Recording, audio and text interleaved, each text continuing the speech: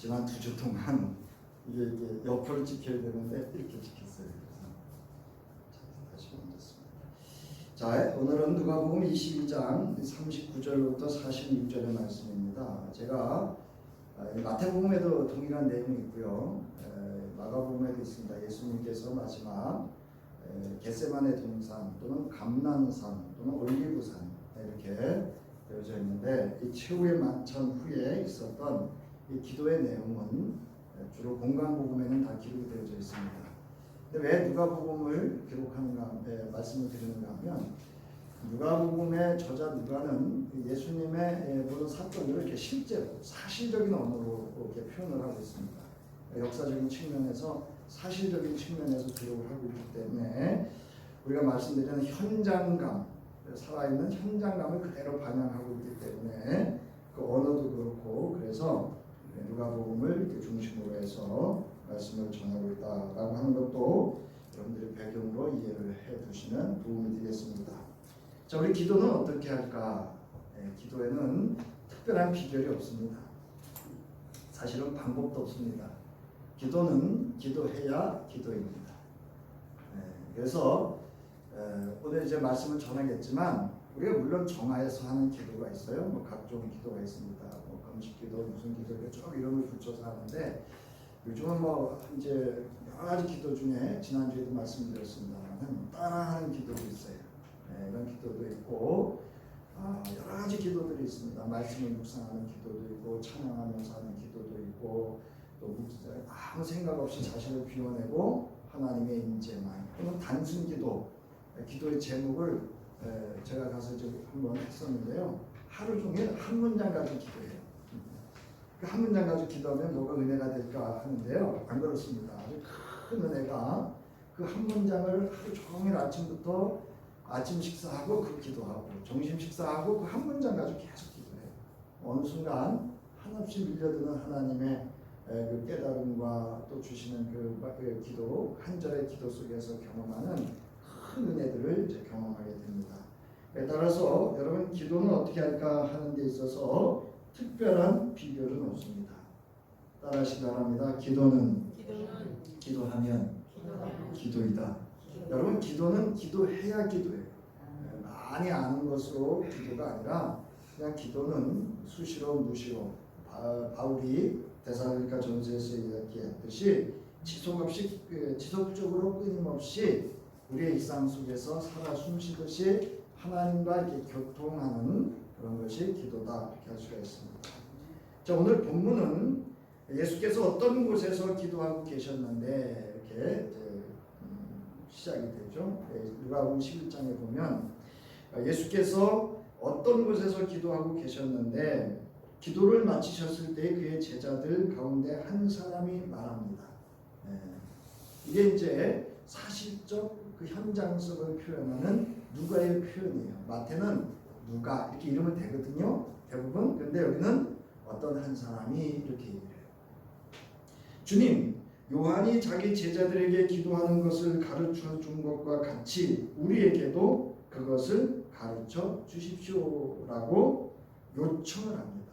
그러니까 기도를 가르쳐 주세요. 저기 세례자 요한의 제자들도 세례자 요한으로부터 기도를 배워서 기도를 하고 있는데, 우리에게도 그처럼 기도를 가르쳐 주세요. 어떻게 기도해야 될까요? 라고 요청을 합니다. 그래서 예수께서 제자들에게 말씀을 하십니다. 너희는 기도할 때 이렇게 말하여라. 마태복음에는 이렇게 기도하여라, 이렇게 좀 차이가 있습니다만은, 이게 이제 마태와 누가복음의 좀 언어적인 표현이라고 할 수가 있습니다. 아버지, 기도의 대상. 그러니까 여기서 아버지, 제가 늘 말씀드린다마는 우리의 호칭이 참 중요하다, 이렇게 말씀을 드렸어요. 아버지라고 하는 것은 예수 그리스도의 존재성도 함께 알리고 있는 겁니다. 그러니까 우리가 누구의 이름으로 기도하죠? 예수의 이름으로. 그래서 우리가 하나님을 아버지라 부를 수 있는 건 누구 안에 있을 때?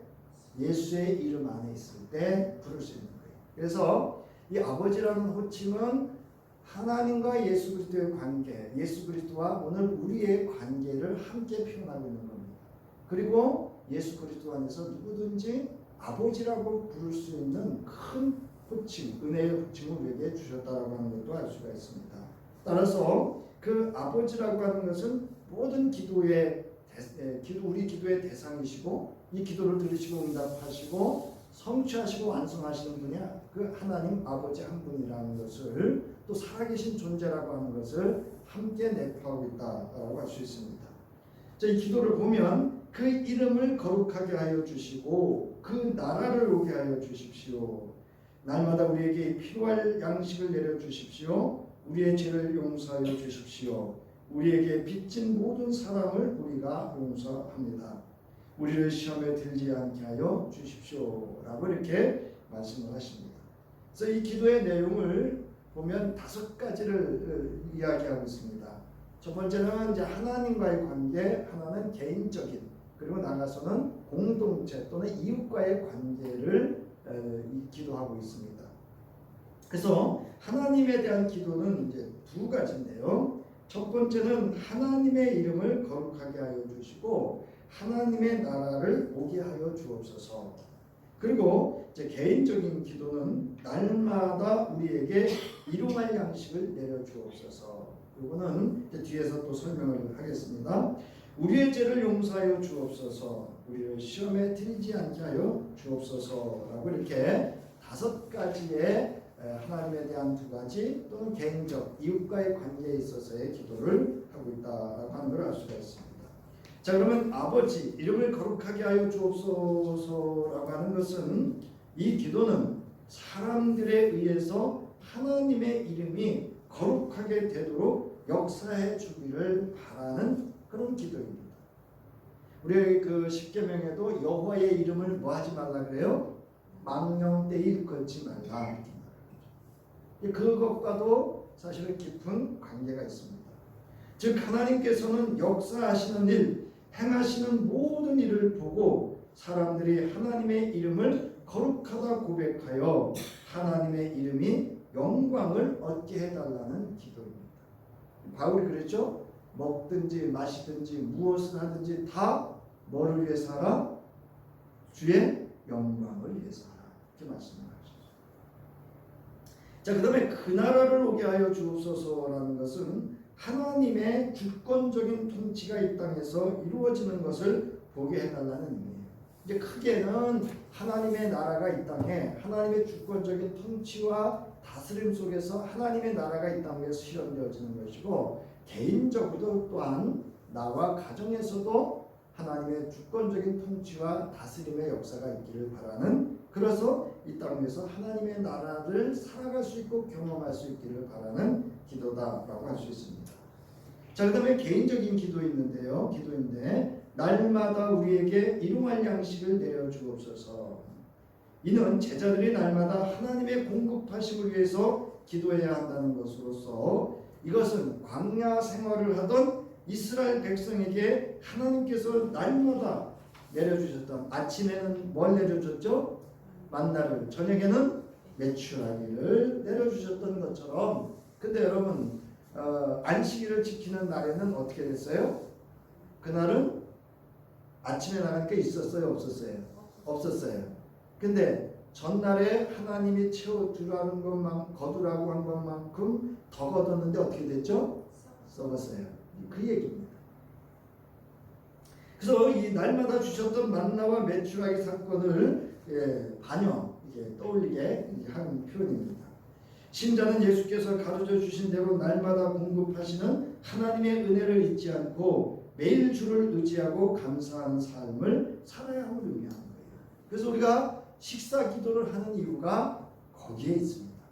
그래서 우리가 식사 기도할 때는 꼭 무슨 기도를 해야 돼요? 감사의 기도를 드려야 됩니다.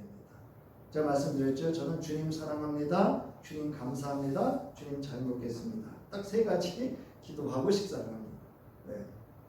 자, 그래서 이 빌립보서 4장 11절부터 13절에 보면 바울이 이런 고백을 하죠. 내가 궁핍해서 이렇게 말하는 것이 아닙니다. 나는 어떤 처지에서도 스스로 만족하는 법을 배웠습니다. 나는 비천하게 살 줄도 알고 풍족하게 살 줄도 압니다. 배부르거나 굶주리거나 풍족하거나 궁핍하거나 그 어떤 경우에도 적응할 수 있는 비결을 배웠습니다. 나에게 능력을 주시는 분 안에서 나는 이 모든 것을 할 수 있었습니다. 라는 겁니다. 이번에 저희가 이제 내가 포항에 휴가를 다녀왔는데요. 그 부산에 포항의 송도라고 하는 곳입니다. 근데 그 송도는 바닷가인데요. 바닷가에 가면 이렇게 해송이 쭉 있는 데 있죠. 거기 있는 호텔인데 그 산책로가 있어서 나갔어요. 근데 노인들이 이렇게 좀한 3, 40명 이렇게 쫙 앉아 계신 거예요. 어떤 건물 앞에. 그래서 이제 추정을 하는 거예요. 이렇게 요양원인가 복지관인가. 근데 왜 아침부터 일찍 와 계시지? 그래서 치료사업 하나? 이제 그러면서 갔어요. 근데 그 다음날 아침에 이튿날 아침에 어떤 이제 이렇게 내가 이렇게 수레를 끌고 가는데 자기 이제 야채를 식당에다 제공을 하고 이제 커피 한 잔 주고 이렇게 가셔요. 그러면서 이렇게 혀를 차시는 거야. 그래서 저 노인네들이요 점심 식사하려고 지금 이 아침에 나왔다는 거예요. 그때가 몇 시였는데 7시 반 그때쯤 되거든요. 그러니까 일찍 나와서 점심 식사하시려고 그 복지관 앞에서 기다리고 계신 거예요. 그 한 끼를 먹기 위해서. 그래서 그 모습을 보면 여러분 우리나라에서 여러분 밥 못 먹고 있는 사람이 있다는 거 아세요, 여러분? 하루 한 끼 못 먹는 사람이 있대요. 이거 사실 심각한 거거든요. 빈익빈 부익부 현상 중에 하나일 수도 있고요. 우리나라가 앞으로 경험해야 될 또 우리가 그 복지에 있어서 사각지대에서 이런 일들이 있다라고 하는 것 어찌 보면 우리 그리스도인들의 손길이 필요한 섬김의 손길과 사랑이 필요한 곳이 또는 사람들이 있다라고 하는 것도 우리가 알 수가 있습니다. 아무튼 우리는 날마다 우리에게 일용할 양식을 내려주시는 하나님의 은혜에 감사하는 삶을 살 수가 있어야 됩니다. 그리고 이 말씀은 또 한 가지 의미가 있습니다. 여기 오늘 설명을 안 드렸습니다만은 나누어 먹으라고 하는 내게 필요한 이상을 주지 말라라고 하는 의미도 또한 담겨져 있습니다. 우리 선배 목사가 뭐 있으면 줘요 그냥.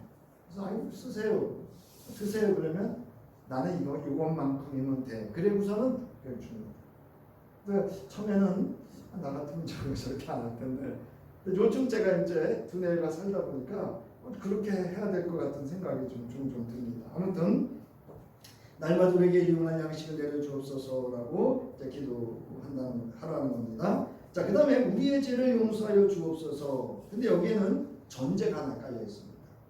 우리는 자꾸 이거를 잊어버려요. 보세요. 우리에게 빚진 모든 사람을 우리가 용서합니다.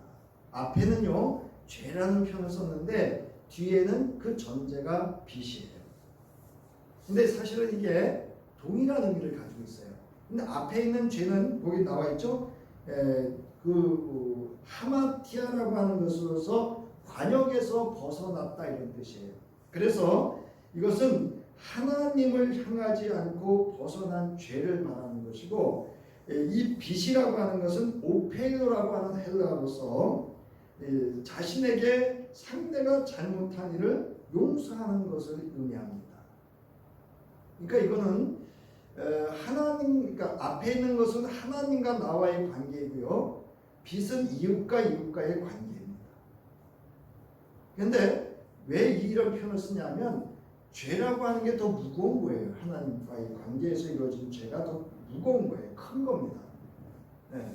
그러나 이웃과 이웃의 관계는 서로 이해할 수 있고 화해할 수 있고 충분히 용서할 수 있다라고 하는 것을 의미합니다.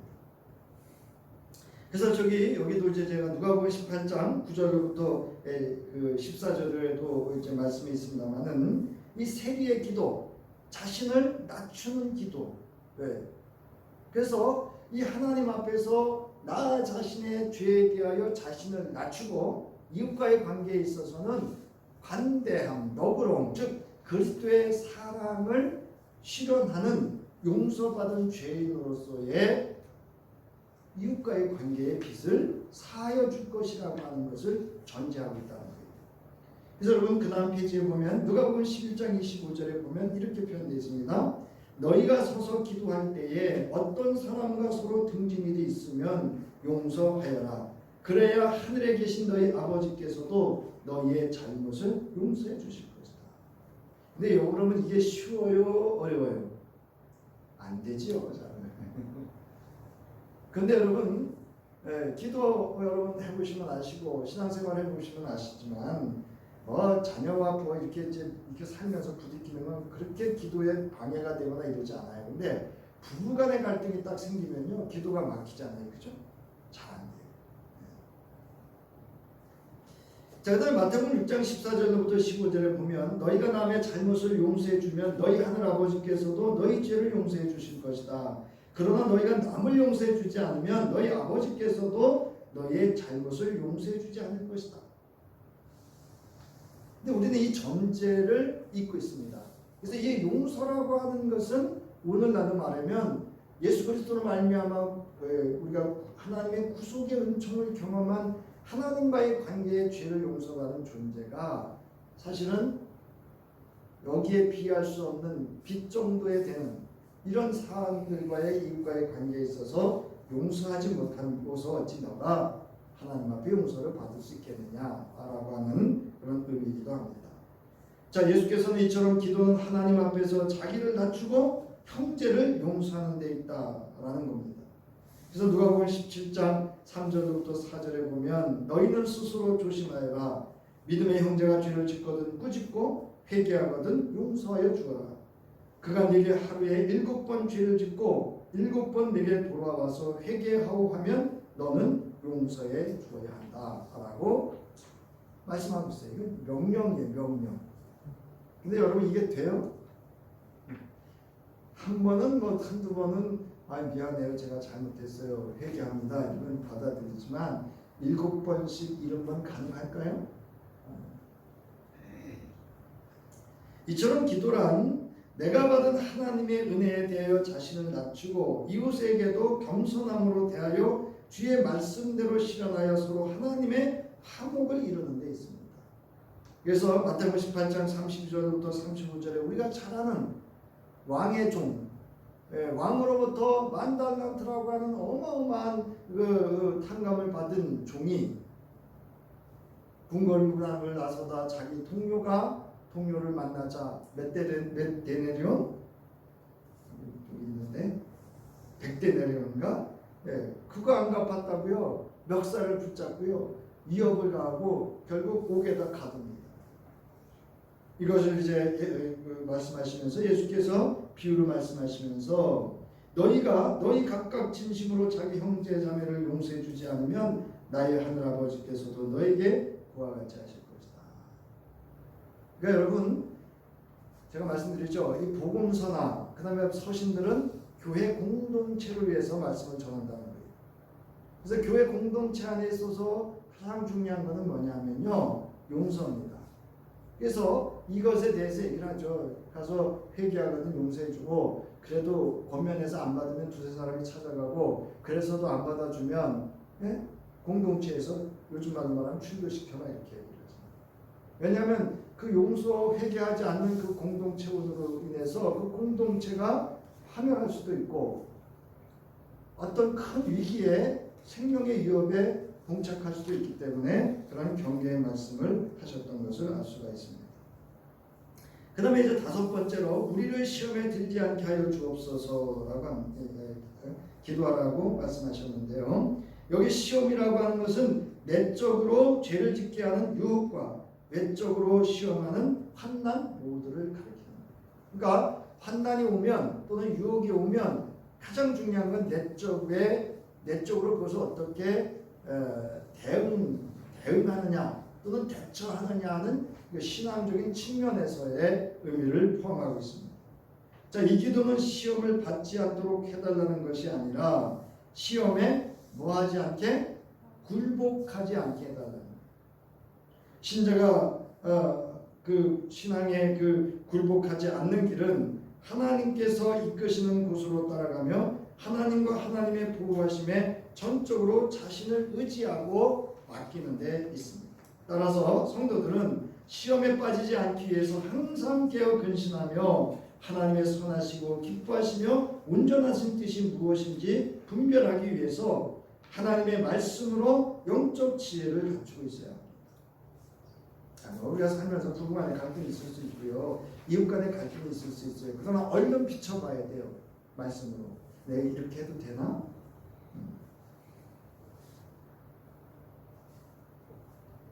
마태복음 26장 40절로 41절에 보면 그러므로 제자들에게 와서 보시니 그들이 자고 있었다. 그래서 베드로에게 말씀하셨다. 이게 지금 그 마태복음과 누가복음의 차이입니다. 이렇게 너희는 한 시간도 나와 함께 깨어 있을 수 없느냐? 시험에 빠지지 않도록 깨어서 기도하여라. 마음은 원하지만 육신이 약하다. 그래서 여러분, 우리가 시험에 빠지지 않기 위해서는요, 기도로 항상 깨어 있어야 합니다. 그다음에 로마서 12장 1절로부터 2절은 앞서 말씀드렸듯이 하나님의 선하시고 기뻐하시고 완전한 뜻이 무엇인지를 분별해야 돼요. 이건 기도 없이는 어렵습니다. 그 다음에 마태복음 4장 4절로부터 7절 10절에 보면 예수께서 광야에서 40주야를 금식한 후에 사탄에 이끌려 성령에 이끌려서 사탄에게 시험받을 때에 이거를 물리쳤던 게 뭐냐면 하나님의 말씀인 성령이다. 그래서 여러분 마태복음 4장 보면 성경에 기록하기를 사람이 빵으로만 살 것이 아니라 하나님의 입에서 나오는 모든 말씀으로 살 것이다. 7절 또 성경에 기록하기를 주 너의 하나님을 시험하지 말아라. 그 다음에 세 번째 시험하실 때 사탄이 시험할 때도 사탄아 물러가라. 성경에 기록하기를 주 너의 하나님께 경배하고 그분만을 섬겨라. 이렇게 말씀하고 있습니다. 우리 이제 성도님들이 가끔 헌금 볼 때 이렇게 말씀 적어서 이렇게 기도 제목 올리시잖아요. 아주 좋은 겁니다. 말씀 붙잡고 그 말씀 의지하고 기도의 제목을 올리는 건 아주 좋은 예물을 올리는 방법 중에 하나라고 할 수가 있습니다. 여러분 하나님 말씀으로 무장하고 성령의 도우심 가운데 우리 주 예수 그리스도의 이름으로 아버지 하나님께 항상 기도에 깨어있기를 주의 이름으로 축원합니다. 자 이제 본문으로 들어가 보면 본문은 예수께서 이 땅에서 하나님의 뜻을 이루기 위하여 제자들과 함께 마지막 만찬을 나눈 후에 올리브, 감난산 또는 겟세마네 이렇게 되어 있는데요. 드렸던 기도의 현장과 그 내용을 사실적으로 기록하고 있습니다.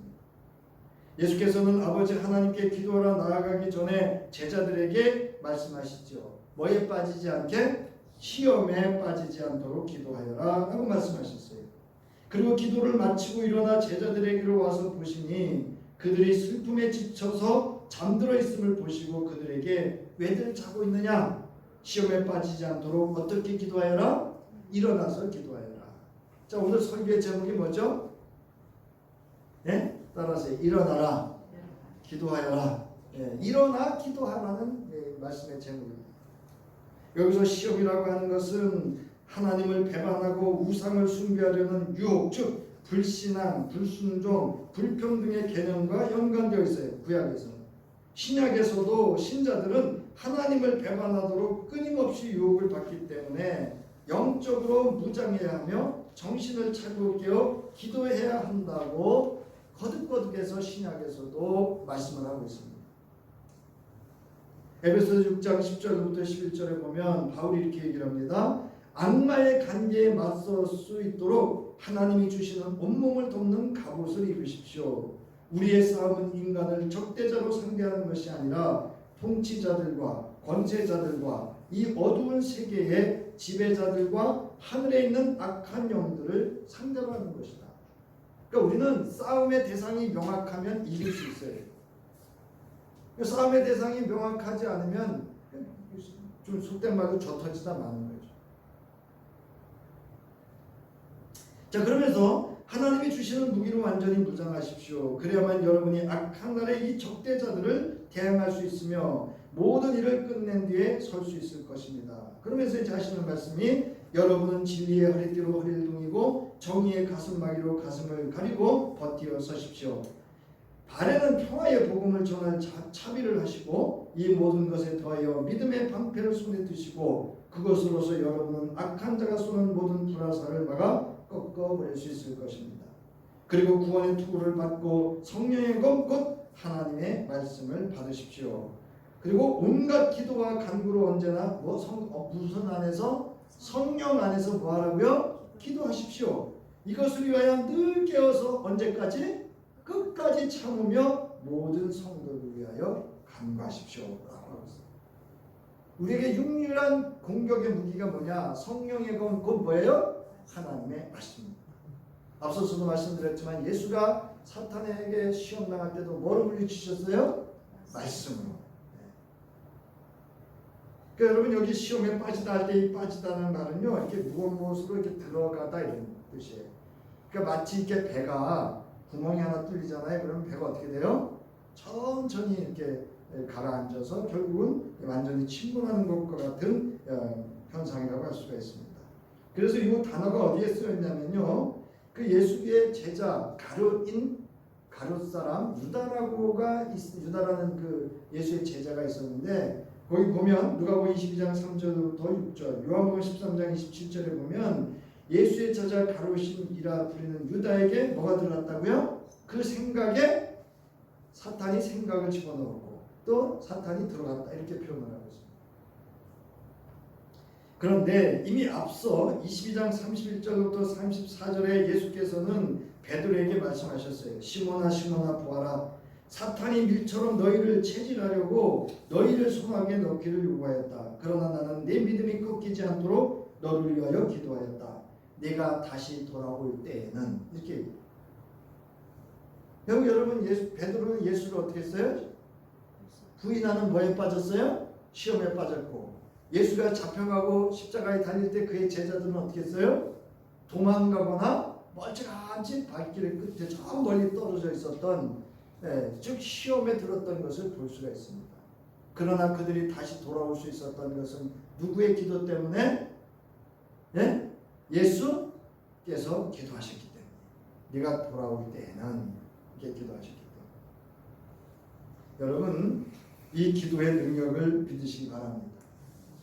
그래서 예수님이 베드로가 부인할 걸 예언했죠. 그리고 결국 그렇게 됐죠. 그러나 베드로가 그 닭이 3번 뜰 때 모른다 했지만 그 현장에서 그렇게 예수를 부인하는 현장에서 예수 그리스도와의 눈이 딱 마주치는 순간 그는 이 말씀을 깨닫고 나가서 비통하게 물었다 이렇게 얘기를 합니다. 성도 여러분, 믿음이란 나의 의지와 결단만으로 되어지는 것이 아닙니다. 기도를 통하여 성령의 역사와 도우심이 있어야 시험에 들지 않게 됩니다. 예수께서 고뇌에 차서 더욱 간절히 기도할 때에 땀이 핏방울 같이 되어 땅에 떨어지는 그때에 누가 도왔어요? 하늘로부터 천사가 내려와서 힘을 북부었다 이렇게 기록을 하고 있습니다. 여러분 하늘도 기도하는 사람을 도두어 주는 줄 믿으시기 바랍니다. 기도하는 사람을 도와요. 자, 예수께서 시험에 빠지지 않도록 기도하여라는 말씀을 외면한 채 깨어 기도하지 않고 슬픔으로 인하여 잠들어 있었던 베드로는 결국 예수를 3번이나 부인하게 됐고 함께 잠들었던 제자들은 예수 그리스도의 순환과 고난 앞에 뿔뿔이 흩어지고 제 발길로 도망가는 일들이 일어났죠. 배신이죠.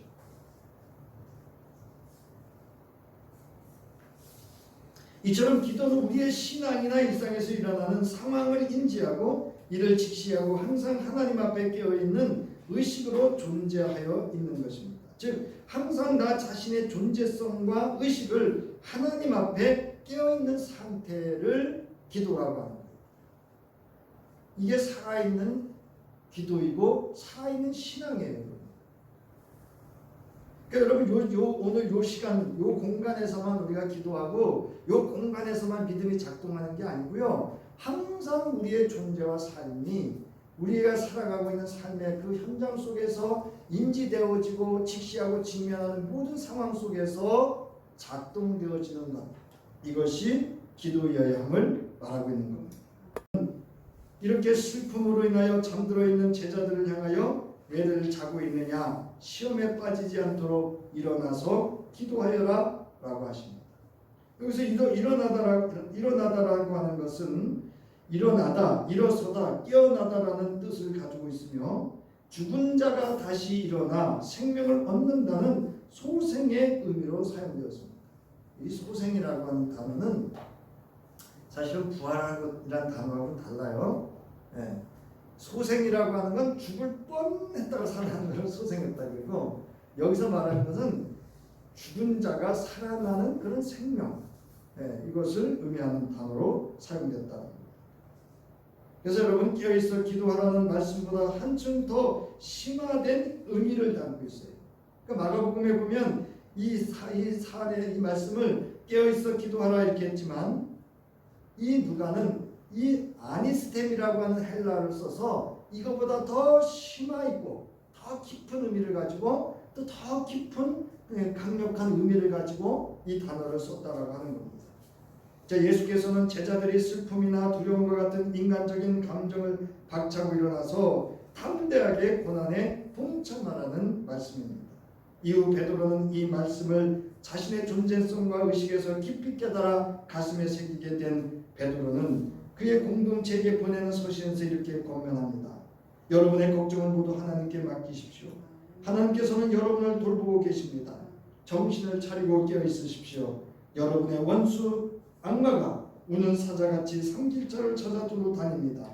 믿음에 굳게 서서 악마를 맞서 싸우십시오. 여러분도 아는 대로 세상에 있는 여러분의 형제 자매들도 다 고난을 겪고 있습니다.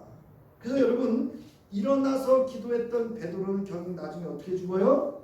내가 어찌 예수님처럼 십자가에 바로 달려 죽겠습니까? 거꾸로 매달려서 죽음에 그 예수 그리스도의 고난에 참여할 수 있었던 겁니다. 우리가요 뭐 이유가 많아.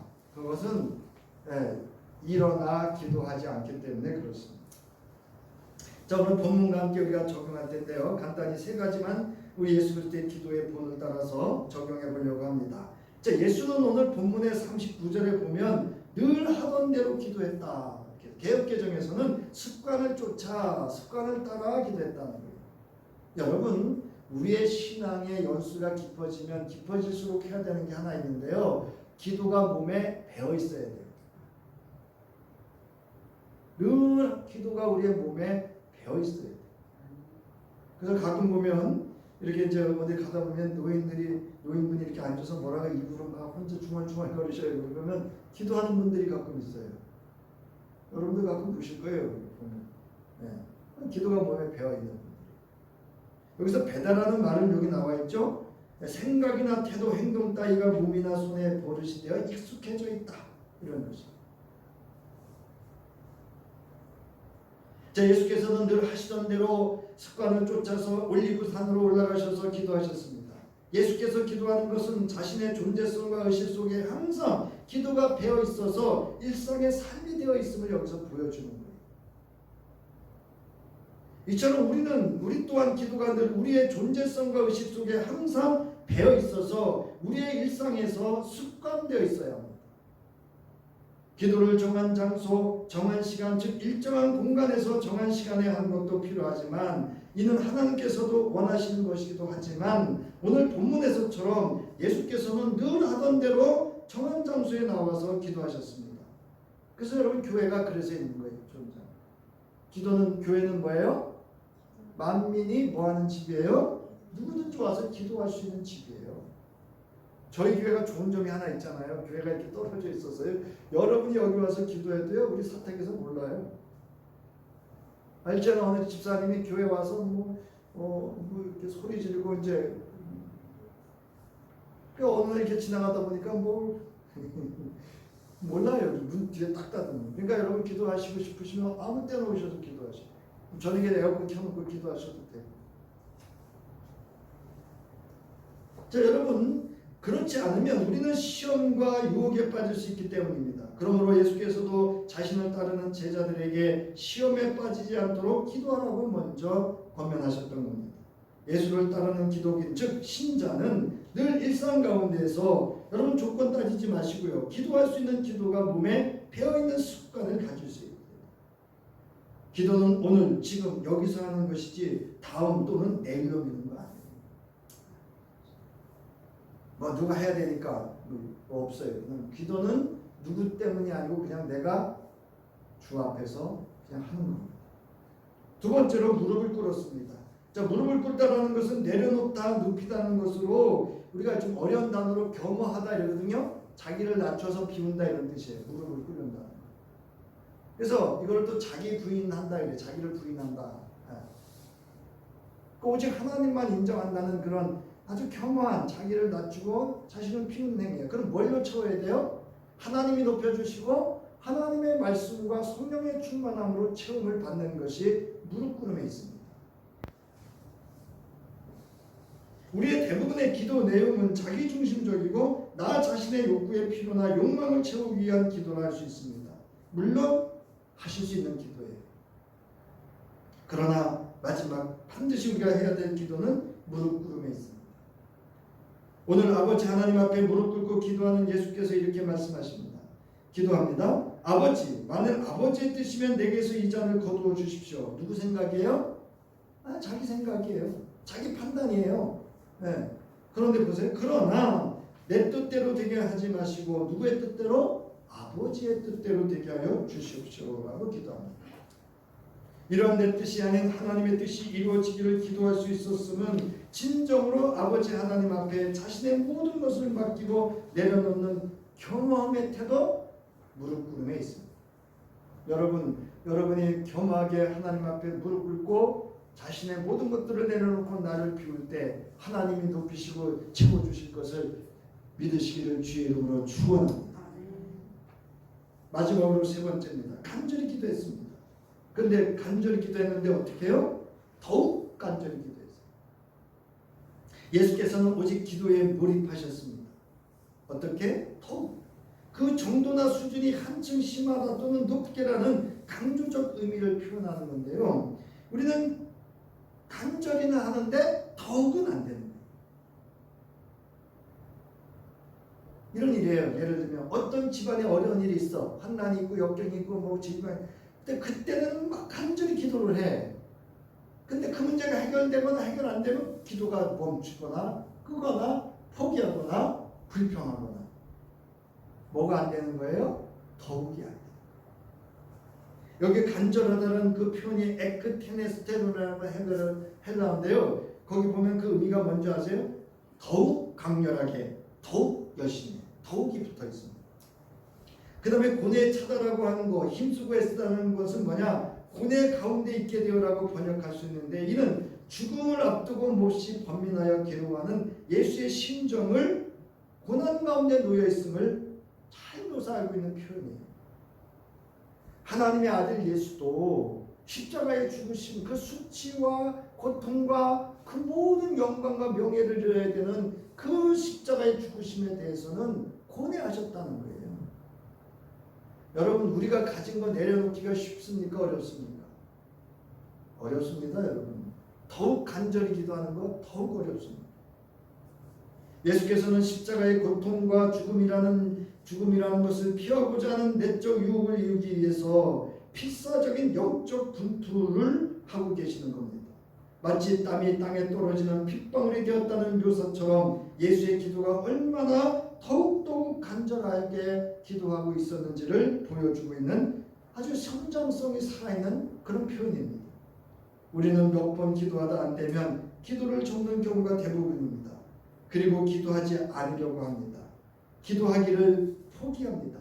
여러분, 사탄이 우리에게 가장 싫어하는 게 뭘까요? 네? 기도하는 겁니다.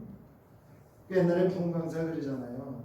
교회가 기도를 안 하면 마귀가 그렇게 팔자가 편해진대잖아요. 저 교회 벽에 붙어가지고 쉬고 있대잖아요. 근데 교인 하나가 쓱 들어와서 기도하려고 앉으면 그 사탄이 아주 바빠진대요. 저와 우리 거드리 교회도 이 사탄들이 아주 열심히 사는 그런 교회이기를 바랍니다. 뭐가 그러면 열심히 써야 돼요? 기도가 있어야 돼요. 기도. 자, 보세요. 그 한옥 목사님이 쓴 책이 하나 있어요. 사라질 때까지 기도하라. 그래서 제가 이런 책을 잘 안 사거든요. 사실은 요즘은 제가 사는 건 좀 어려운 책들을 사요. 요즘은. 근데 요즘 제가 또 한 권 책을 산 게 요즘 몇 권의 책을 산 게 뭐냐면 어떻게 하면 교회가 부흥될까 이 책을 샀어요 지금.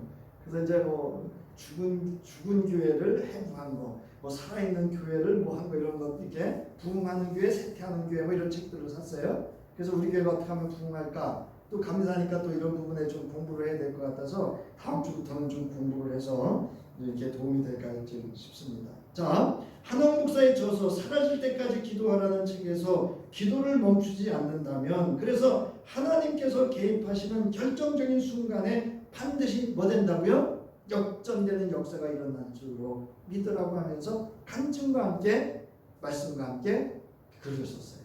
자, 그러면서 여기에서 이렇게 얘기를 합니다. 피로가 사라질 때까지 기도하라. 상처가 사라질 때까지, 낭만과 의심과 분노와 두려움과 한이 사라질 때까지, 외로움과 부족함과 병듦과 불순종과 북수심이 사라질 때까지 기도하라는 거예요.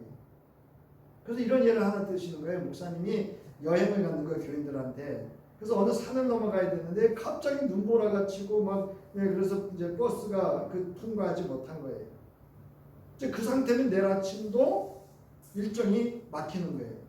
그래서 교우들과 함께 급히 숙소를 이렇게 가이드가 마련해준 숙소에 들어가서, 여러분 교우들은 주무실 수 있지만 그 인도자되는 담임 목사나 리더들은 못 자거든요. 이 목사님이 밤새 기도했다는 거예요. 그리고 아침에 딱 나왔더니 그 지난 밤에 그 폭풍과 함께 쏟아지던 눈을 담았던 구름이 어떻게 됐을까요? 싹 걷혀있더라. 이걸 우리가 뭐 자연의 현상일 수도 있다 하지만 그분에게는 뭐예요? 하나님께서 기도에 응답해 주시면서 그때 이분이 깨달은 게 뭐냐? 우리의 영적 어둠, 앞서 얘기했던 피로라든가 상처, 낭만, 의심, 분노, 두려움, 한, 우울, 외로움, 부족함, 이런 것들이 기도하면, 사라질 때까지 기도하면 사라지게 된다라고 하는 믿음의 확신을 경험했다는 거예요. 여러분 기도하실 때 언제까지? 사라질 때까지. 어떻게? 더욱 간절히 기도하시기를 주의 이름으로 축원합니다. 그 이겨야 돼, 기도. 근데 중요한 건요, 여기 하나 더 붙이면, 기도만 하시지 마시고 병원 가야 될 건 병원도 가시고, 상담 받아야 될 건 상담도 받으시고. 무슨 얘기인지 아셨죠? 겸해서 같이 하면 더 큰 역사들이 일어나요. 자, 이제 그러면서 이 한옥 목사님이 기도 끝에 이렇게 얘기를 했어요. 그 끝에, 기도 끝에는 하나님의 뜻대로 기도하고 권면하고 있어요. 그러니까 우리의 모든 기도를 어떤 기도든 어떤 모습으로 어떤 내용으로 기도했더라도 마지막에는 어떤 기도를? 하나님의 뜻대로 되어질 것을 구하라고 권면하고 있어요. 나가는 말입니다. 사랑하는 성도 여러분, 기도는 동사입니다. 동시라고 잘못된 동사입니다. 신자는 그의 존재성과 의식 가운데 항상 하나님 앞에서 기도로 깨어 있어야 합니다. 우리는 오늘 본문에서 친히 기도의 본을 보여주셨습니다. 우리도 주님처럼 늘 하던 대로 기도할 수 있어야 됩니다. 그리고 무릎을 꿇고 겸허한 자세로 하나님의 뜻을 구하고 은혜로 나의 마음의 욕망이 아닌 주의 은혜와 평강으로 채울 수 있어야 합니다. 그리고 기도를 미루거나 포기하지 말고 더욱 간절히, 더욱 깊이 있게 깨어 일어나 기도해야 합니다. 그러므로 오늘 예수께서 아버지 하나님의 뜻을 이루고 그 이름과 영광을 드러내었던 것처럼, 오늘 우리도 주의 이름이 거룩하게 되어지고 뜻이 하늘에서 이루어진 것처럼 이 땅에서, 그리고 우리의 삶의 터전 가운데서 이루어지는 하나님의 놀라운 역사와 반전의 역사가, 즉 기적의 역사가 있는 우리의 삶이 되기를 주의 이름으로 축원합니다. 우리의 기도를 들으시고 응답하시며 우리의 인생에 개입하시면 반드시 역전하게 하시고 승리하게 하시고 기적으로 응답해 주시고 능력으로 도우시는 아버지 하나님의 사랑하심과, 오늘도 하나님 보좌 우편에서 우리를 위하여 기꺼이 우리의 모든 기도를 하나님께 아뢰어 우리의 영원한 중보자 되어주시는 우리 주 예수 그리스도의 구속의 은혜와, 오늘도 우리의 연약함을 아시고 우리의 마음과 뜻을 살펴 하나님이 원하시는 기도로 우리와 합력하여 선을 이루시는 성령의 감동감화 역사하심이 이제 일어나 기도하기를 결단하며 돌아가는 저희와 저들의 삶의 터전 속에 이제로부터 영원히 함께하기를 간절히 축원하옵나이다. 아멘.